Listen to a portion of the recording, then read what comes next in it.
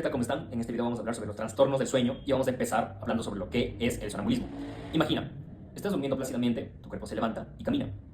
Es como si tu mente estuviera durmiendo y tu cuerpo está realizando acciones sin tener conciencia propia. Las características del sonambulismo son que realizan actividades motoras complejas, no hay conciencia de las acciones que se está tomando en ese tiempo y es difícil de despertar en esa etapa del sueño. Vamos a hablar sobre el terror nocturno.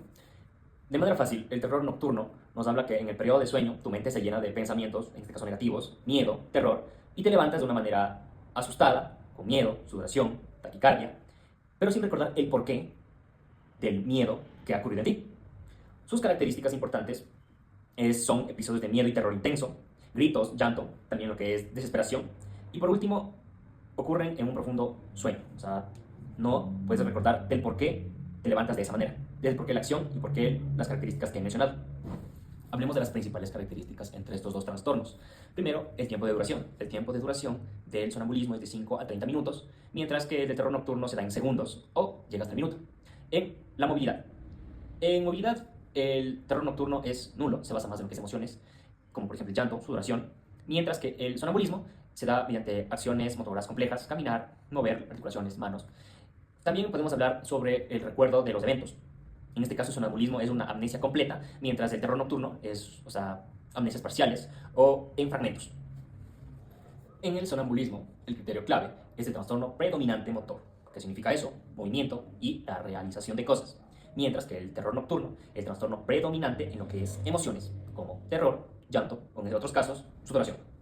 Es importante hablar sobre pesadilla y lo que es terror nocturno, que son dos cosas muy diferentes. En este caso, lo que son la pesadilla, la persona recuerda prácticamente lo que pasó, mientras que el terror nocturno es una amnesia completa y ahí está la clave diferencia entre lo que es pesadilla y lo que es terror nocturno.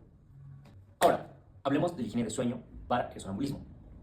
Primero que todo, tener un horario de dormir que sea regular, acostarse en tal hora, por ejemplo, dormir la mayor parte del tiempo o todos los días, desde las 8 hasta el siguiente día, 6, 7 de la mañana.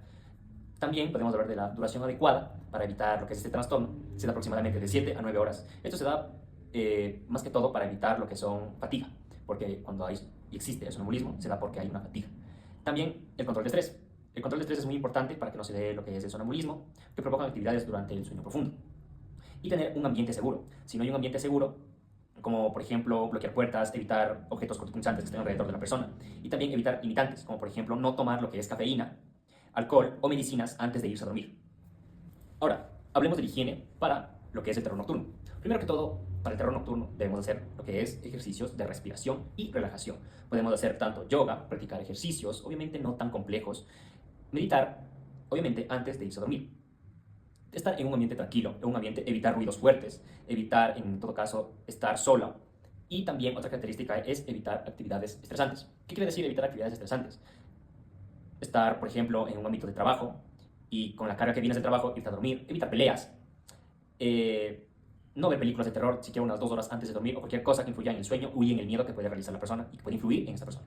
Hablemos de lo que es la codificación del CIE-10, en este caso el sonambulismo, que es un F51.3, catalogado como clasificación de trastornos del sueño, que es un F51. Se caracteriza ¿por qué? Por tener lo que son actividades motoras complejas y evita lo que no incluye, pesadillas y terror nocturno.